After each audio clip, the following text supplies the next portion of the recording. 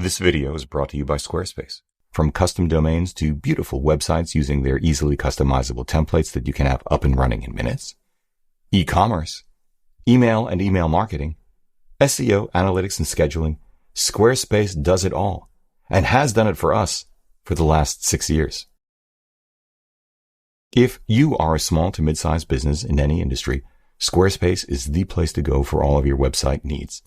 Hop over to www.squarespace.com/Hugh for a free trial. And if you like what you see and want to move forward, receive 10% off your first order by using the discount code Hugh at checkout. Thanks, Squarespace. Hey everybody, I'm Hugh Brownstone for Three Blind Men and an Elephant, and it is as simple as this. Sigma's just announced $1,500 70-200 2.8 DGDN OS sports lens, a long overdue entry into the full-frame Holy Trinity zoom segment available in Sony E and Leica L mount, kicks.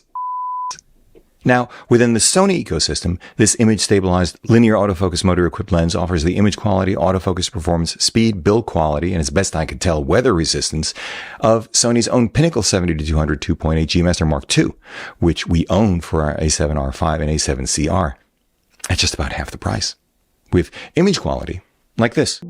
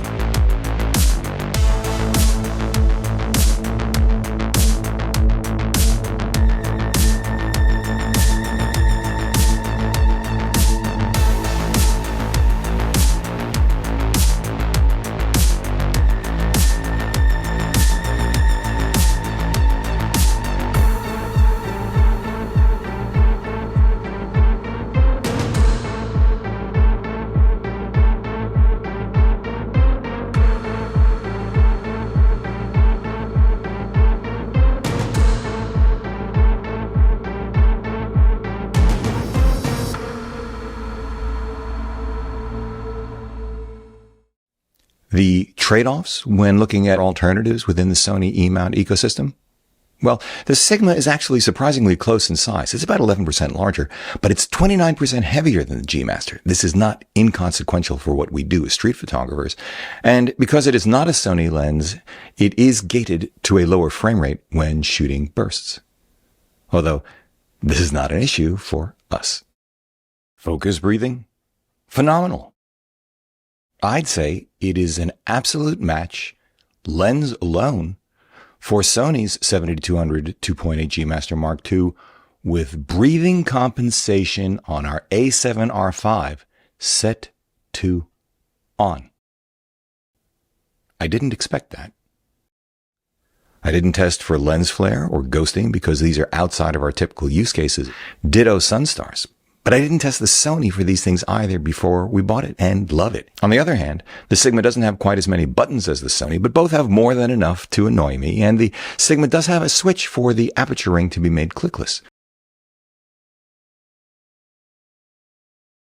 which is very nice to have for some of us.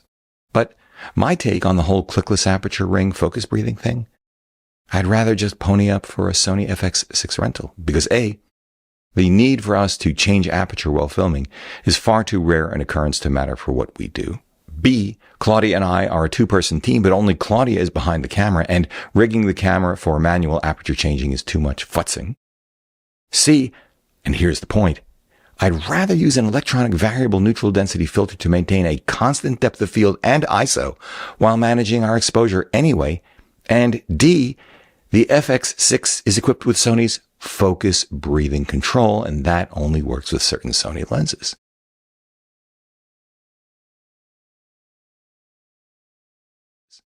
But that's just me, and I'm not a DP, I'm not a videographer. Compared to Sony's recently announced, brilliantly conceived and executed 70-200 f4G, I'd say that at the margin, the Sigma is probably a little sharper across the frame wide open. And of course, it is absolutely one stop faster. But the most salient trade-off here is that the Sony G is 74% smaller and 69% lighter than the Sigma. Big advantages for us. And again, the Sigma is gated to a lower burst rate. It also can't match the G's minimum focusing distance, although minimum focusing distance doesn't matter to us either. Finally, although I've not yet had it in hand, I would be remiss were I not to mention Tamron's also recently announced $1,300 second generation 70-180mm f2.8. Maybe the reason I haven't had it in hand is because, unlike most reviewers, I did not love the original 70-180. I found the distortion to be excessive for my urban landscape work. I thus can't comment on image quality of this new Tamron, but it is important to recognize that Tamron is pretty consistent and they make some great lenses.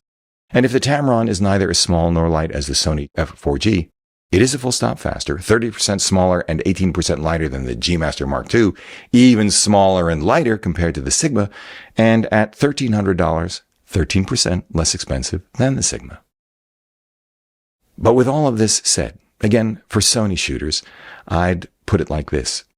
If budget is an issue, weight and maximum burst rate are negotiable, but image quality, build quality, and maximum aperture are not.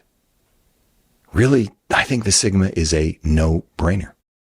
On the other hand, if size, weight, and close focusing distance are non-negotiable, but you do have a little wiggle room on image quality and maximum aperture, I'll tell you that even at a slight image quality disadvantage to the Sigma, the Sony 70-200 f4G is a compelling package, even if it costs a couple of $100 more.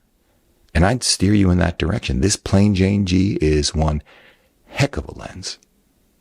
Then again, if size, weight, close focusing distance, maximum aperture, and budget are non-negotiable, but you may be a bit flexible on build quality and image quality, the Tamron is worth a very close look, especially because image quality may be better than that of the first generation version I tested. I would expect that it is. But if what you want is the smallest, lightest, highest performing, best built, most configurable, best focus breathing controlled 70-200 2.8 in the Sony lens ecosystem, and you can swing its $2,800 price tag, what can I say? The G Master Mark II remains the ticket. In fact, Claudia has been all over our G Master lately, and she thinks it's one of the best zoom lenses she has ever used.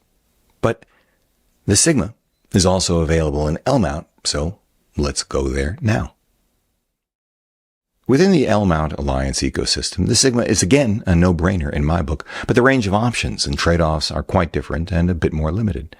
The Sigma gives up nothing in the real world to Panasonic's superb Lumix S Pro 70-200mm f2.8 in terms of image quality, build quality, autofocus performance, sealing, maximum aperture, of course. But not only is it significantly less expensive than the S Pro by about a third, but it is 8% smaller and 14% lighter to boot, and that Lumix S Pro is big. I like that Sigma advantage. Compared to the S Pro 70-200 f4, however, the Sigma offers notably better image quality to my eye, and of course is a full stop faster for the same price. although, again, the Sigma is larger and heavier, in this case by about a third for both. But perhaps the most interesting comparison within the L-mount alliance is to Leica's groundbreaking, eye-wateringly expensive $7,295, almost 2 kilo APO Vario SL 90-280 2.8-4. Introduced back in 2015. I'm not sure the APO Vario is better than the Sigma.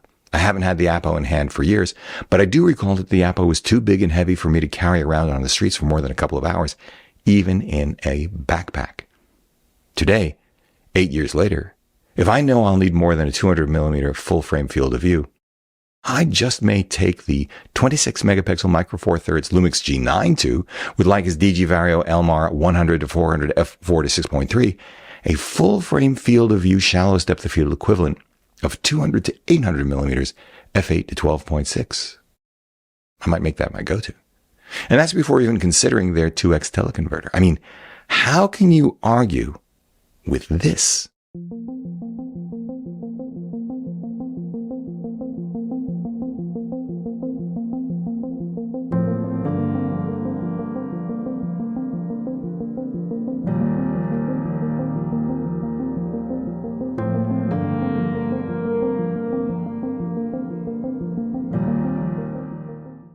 Especially given the fact that I've learned I must use a tripod with gimbal head for any full-frame super telephoto above 300 millimeters prime or zoom, but I found that I could shoot the 100-400 on the G9 II handheld. So, let me wrap it up and recap this way. For L-mount alliance shooters, it is straightforward enough. We finally have a 70-200 Holy Trinity zoom offering tremendous image quality at a price most of us can afford. Of all the long Holy Trinity zooms available to us in L-mount, this is the one, irrespective of price, that I think offers the most compelling set of trade-offs for most of us. For Sony shooters, it's a little less straightforward, but only a little. As I suggested earlier, save for more weight, maximum burst rate, the Sigma is pretty much a no-brainer for most of us here as well. But if size and weight are issues, as I just said, yet you still want that maximum aperture of f2.8, the second generation Tamron 70-180 does deserve a close look. I've already told you that Sony's 70-200 2.8 G Master Mark II is the lens we bought and still believe to be the best 70-200 in the industry for us, because it gives up nothing to any other 70-200 in the way of image quality, speed, autofocus functionality, and weather resistance, while carving out uniquely OEM advantages with focus, breathing control, and the highest possible burst rates with Sony cameras. This is delivered in the smallest, lightest package out there for what it does, and does it for the highest resolution full-frame cameras in the market today. And when you're out on the street as much as we are, a half kilo makes a big difference over the course of late afternoon. Those 60-megapixel sensors allowing us the leeway to crop the crap out of an image at the long end, essentially making the top end longer than its actual focal length. But if you want a Sony without the G Master price, in the smallest, lightest package of all the lenses I've mentioned here, L-mount or E-mount, the Sony 70-200 f4G is deceptively good. I mean, it's brilliant, actually. And if you use it for 4K video, or you don't blow it up the size of a wall, its image quality will appear all but flawless at every focal length. What if you haven't made the jump to full-frame mirrorless, but the right 70-200 is a big part of your decision-making process? Well, once again, say it with me now, the Sony 70-200 2.8 G Master II gives you more maneuvering room because it can be attached to the highest resolution full-frame mirrorless bodies in the industry with the best autofocus in the industry.